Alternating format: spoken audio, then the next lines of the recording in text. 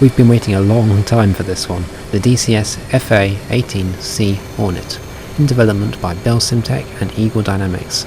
It is an incredible multi-role aircraft, which is a serious addition to DCS World. And I've been kindly granted early access to show you.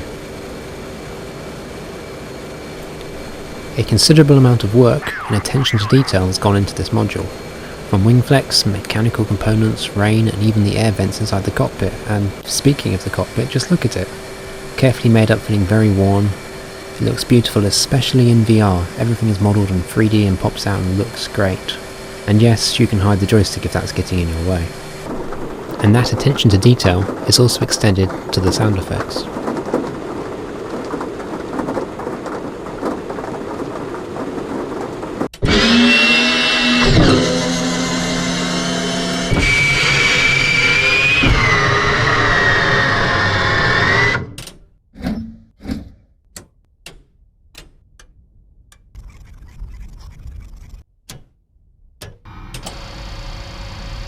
Engine fire left, bleed air right, bleed air right.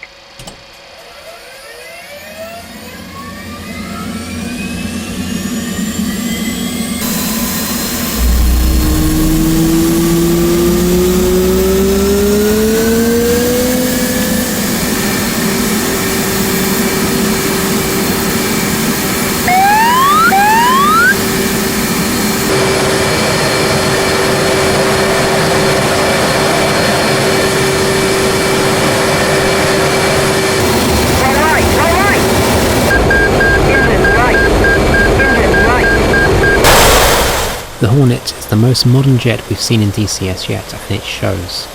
It has many built-in self-test functions, sensors, pilot aids, such as autopilot, and eventually it will even support data link, air-to-ground radar, ab-FLIR targeting pod, and the joint helmet-mounted queuing system.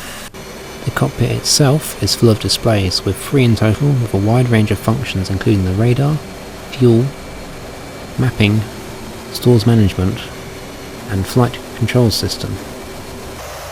The aircraft uses an advanced fly-by-wire system that drastically improves the handling, the FCS or Flight Control System. You're a voting member of the controls, with the computer working hard to combine all your control surfaces, flaps included, to point the nose where you want it. You can feel it working, sometimes even taking action to protect you against yourself, by limiting maneuvers, preventing departures, and even assistance when you do depart. As a result, it's fairly hard to actually lose control of your aircraft. I have never felt like I am fighting against the FCS, although you can definitely tell when the system disagrees with your inputs.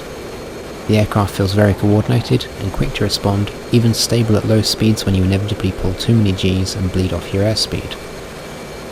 The selection of weapons currently available to me in the press build are the AIM-9, including double mounts, Mark 82, 83 and 84 bombs, including high drag and low drag variants, fuel tanks, AIM-7s, rockets and Rockeye cluster munitions. So pretty basic to start with. The future, however, is very exciting, with smart weapons including JDAMs, laser guided bombs, JSOR, firebombs, harpoons, AGM-84 slammers and Mavericks.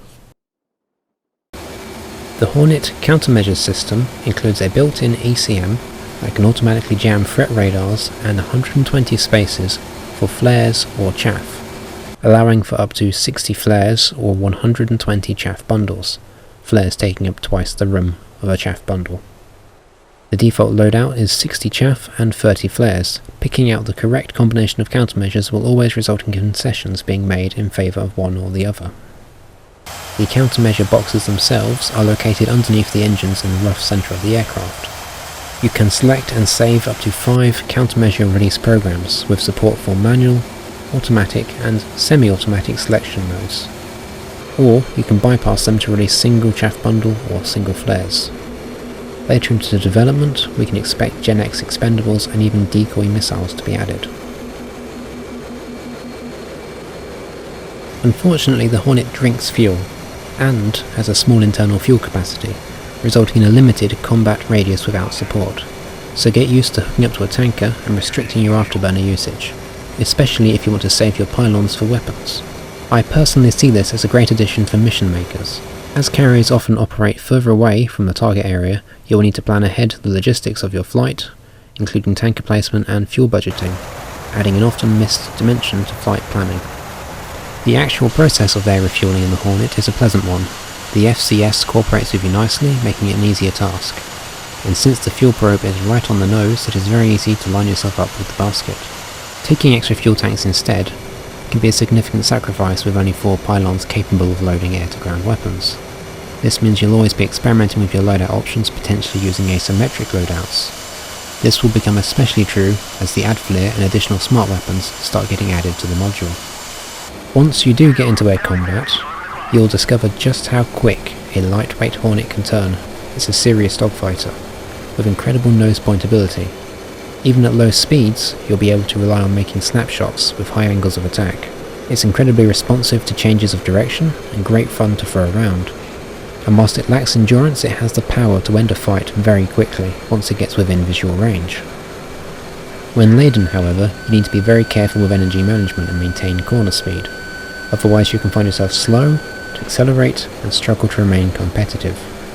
Because of the Hornet's low fuel capacity, you'll always have to keep an eye on your fuel gauge and consumption during a fight.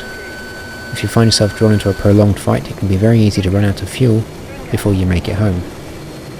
Although currently lacking the AIM-120 AMRAAM, the Hornet is a formidable aircraft to fight against, with reasonable beyond visual range ability and incredible dogfighting capacity when within visual range, even in its early access state.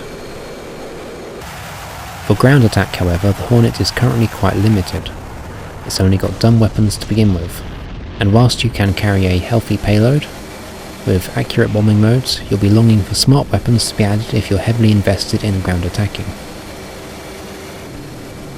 The Vulcan cannon is great at mincing aircraft and trucks, but it won't do you much good against anything even lightly armoured. The weapons are easy to employ against targets, but push you into another weakness of the Hornet. Unlike other attack aircraft, you carry far fewer countermeasures, forcing you to budget carefully for SAM threats. The high speed, combined with air-to-air ordnance, will make for some interesting mission profiles, with the ability to fight your way into a target and out without having to rely on dedicated protection. Just remember that if you load your Hornet up like a truck, she'll handle like one in a dogfight too. As we gain smart weapons, the Hornet really will come into its own for ground attack missions, opening up new options, being the first full fidelity module with proper SEED capability with the AGM-88 harm, but also from the use of advanced standoff weapons. There are currently quite a wide range of skins available for the Hornet, including the Blue Angels, the US Navy, Marines and Aggressor Squadrons.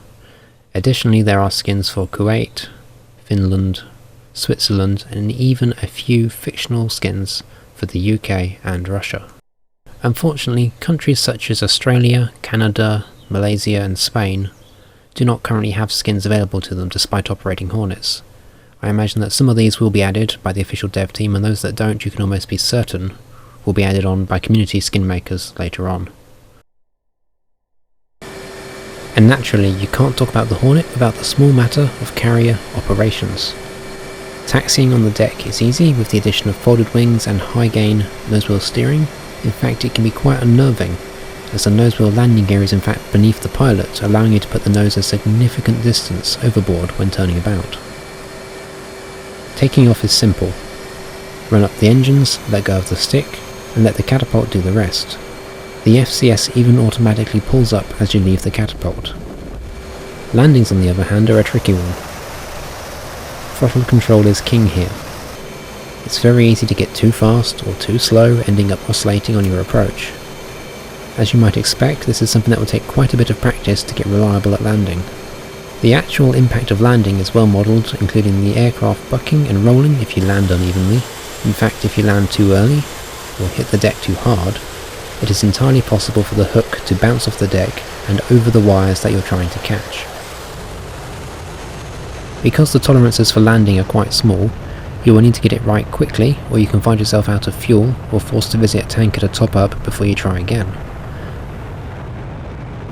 The meatball is currently modelled and just about visible, although I would like to see some model enlargement or on-screen aids to help see it, owing to the fact that you often have to zoom in so far to see it, that you'll be unable to see all your HUD elements and thus lose out on the important information presented. This is especially a problem in VR owing to the lower resolution. In its current state, the Hornet's capabilities are along the lines of the Mirage 2000, only slower and with far greater loadout options. But as it develops further, the Hornet will truly stand out. Smart bombs, anti-ship, anti-radiation and even cruise missiles in its arsenal. I've been having a great deal of fun with the Hornet and loving having a full fidelity carrier aircraft. I'm looking forward to seeing onboard carrier operations expanded, and whilst the Hornet in early access has limited systems, what's there feels great to fly and operate. I'm very excited to see how we get to use these new systems, such as the helmet-mounted sight, targeting pod, and the AGM-88 harms as they're developed and released to us. The Hornet has been in development for a long time now. No doubt the team are in that final push for the early access release, so I wanted to mention quickly a thank you to the team behind the Hornet project. The amount of coding, artwork, and research required to build something like this is staggering.